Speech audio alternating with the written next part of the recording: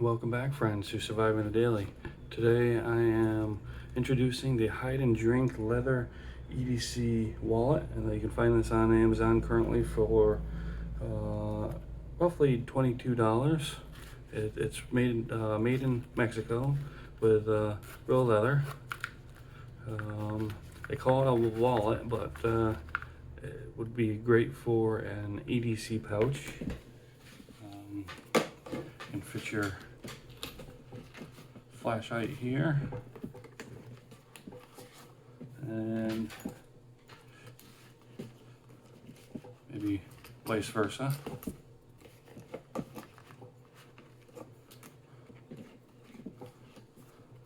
But very capable little pouch.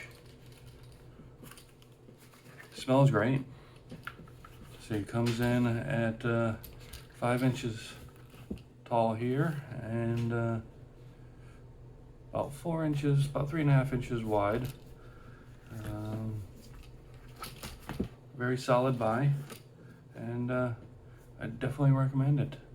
I hope you enjoyed this video, and hope everyone has a great day, and again, thank you for watching.